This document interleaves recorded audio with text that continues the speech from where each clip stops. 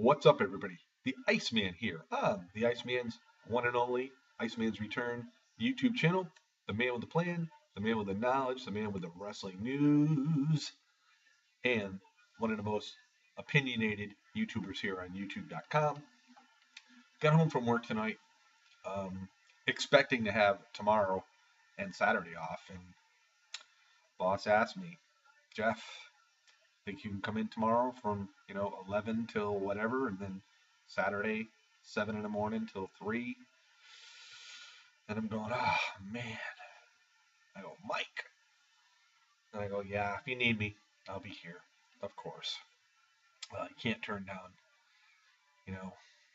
But anyway, this week has been a phenomenal week. Monday Night Raw was good. Even main event. Last night's Impact was superb. I'm going to try to watch SmackDown tomorrow night. I didn't get the opportunity to check out NXT, but I did watch some YouTube videos when I got home. And this week has been, everybody's been right on the money this week with some YouTube videos. I have to say this. Videos being made about response videos, to Sean's View. Jem did a pipe bomb about basically about collecting DVDs and VHS and upset with the network. But videos that were made in the last few days have been, really thought out, right on the money, at least the ones I've been watching. And even Sean's View tonight did a video about the videos that were made about him. And he wanted to let people know that he wasn't buying subs and he wasn't doing sub for subs. And I really don't think he was anyway. I never said he did. I really didn't know. But all in all, the situation stirred up a lot. And but the thing of it is, there was a lot of classy videos that were put out there about the subject that were not, demeaning, really not to deface anybody or this or that. They were just good class act videos. And boy, doesn't the YWC need a lot more of this? I mean, really? I watched Sean's video tonight. I thought it was very good. I thought he defended himself very well. I did comment on his video, and I did say, Sean, I do watch your videos, but I also did tell him that I think sometimes you're a little bit conceited. And then I did also comment, I go, basically, if I had that many subscribers, maybe I would be conceited as well. Maybe that, tends to alter your ego a bit. And really, if you think about it, any one of us here on YouTube, how would we act if we had 40,000 plus subscribers? We really don't know. Would we be cocky or would we be humble? Would we be the same as we were if we only had one? It's really hard to say, really, in all fairness. And so, I leave it open. I don't make the judgment. Like I said, drama pays a price. But the last few days, with responses to some of the videos that were put out there, like I said, with Boston Fan Heel Steven, myself, I thought we did it in a way that they were not insulting or anything, and I thought we all did a damn good job, really, personally. And these are the kind of videos that need to be made.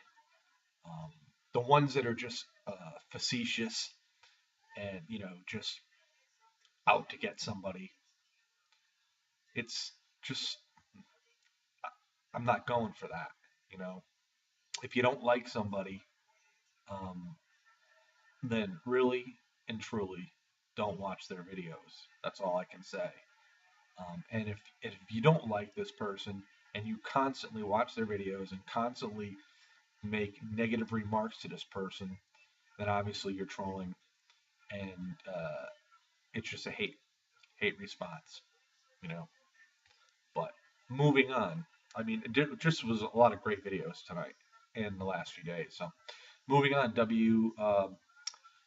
excuse me, Gemini 888's pipe bomb about the WWE Network, and he was basically talking about the 90s, going out collecting VHS tapes and whatnot, and trying to explain how hard it was and whatnot. The network, to me, now, I would say owning these VHS tapes and these DVDs, to me, are precious for the simple fact someday they're going to be obsolete, and they're going to be worth a lot of money. Because if anybody remembers um, uh, music, when we had the 8-track player, which was probably the worst player they ever came out with, and then they moved on to the cassette player. Um, 8-track players can be worth some money right now. Now the cassette player moved on, and then they moved on to DVD, um, or they moved on to CD rather. And it's the same thing with old videos, VHS to DVD to Blu-ray. And the thing for me is collecting was like I collected coins when I was younger, and I thought it was fun. I mean, I had a passion for collecting coins, and that's the same thing with collecting, wrestling DVDs or wrestling VHS tapes.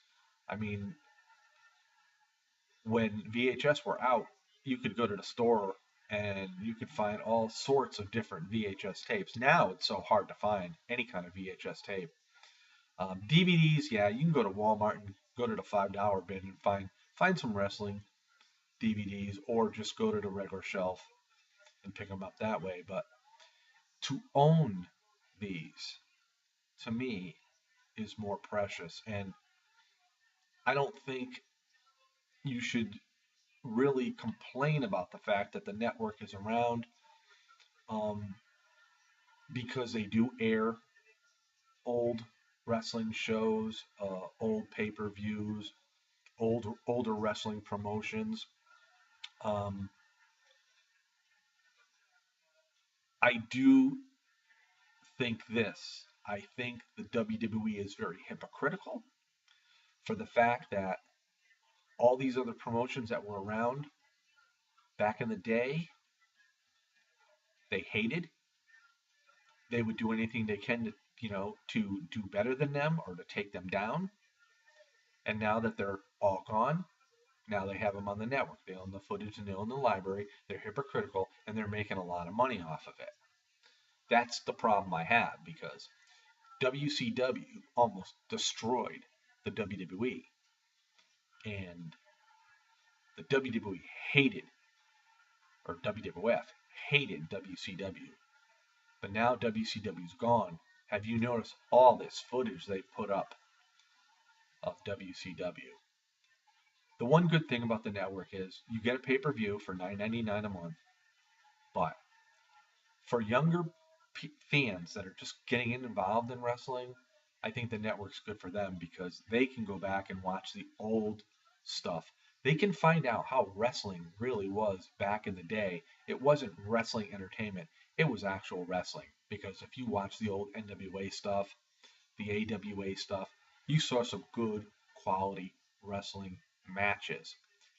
Even in WCCW, with the Von Erichs, um, there was it was a great promotion. Gino Hernandez, uh, gentleman Chris Adams, they had, the Freebirds were there.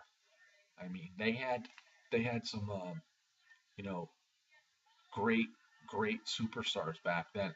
So a lot of the younger talent, um, you know or I should say, younger and newer wrestling fans can look to the network and research and watch some of this older stuff. So I think that's the biggest beneficial thing of the network today is for uh, newer wrestling fans to go back and watch some of the old stuff. And I would really like to see them do that as well because a lot of us older generation wrestling uh, talkers here on YouTube, a lot of times we talk about the NWA, how great it was. Because the NWA back in the day, when they were around compared to the old WWF, NWA blew them away. WWF was stale. I mean, yeah, you had a champion, you had the belt forever. Look at Bruno Sammartino. He had the belt for what, 8 years or whatnot. Very rarely did a title change. You could watch their TV shows on TV, and you'd see a good matchup. And I remember watching it with my dad. I remember one time Backlund was going up against, I think it was Greg the Hammer Valentine. Valentine was going for the WWF title. And my father said, "Oh, yeah, Valentine will probably get the title." I said, "Not on TV, Dad." I go, "No way." They very rarely ever change the title on TV. Now, when they had the pay-per-views at Madison Square Garden or the Spectrum in Philadelphia, pay-per-views did change, you know, the outlook of title holders because titles did get changed. And that was really the only time they ever did.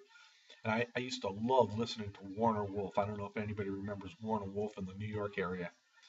He used to do the rundown of the old WWF matches at Madison Square Garden. I used to love listening to him. It was great. It was absolutely great. I remember there was one night Jimmy Superfly Snuka faced Bob Backlund in a cage at Madison Square Garden. And I thought for sure that night was going to be the night that Backlund was going to lose the belt.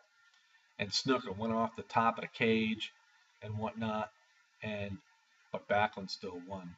He retained the WWF title, but that's what the network is good um, for fans to go back and watch a lot of the older stuff and know what we thought was so great back in the day. Because I do believe back in the older days, that's when wrestling was at its best.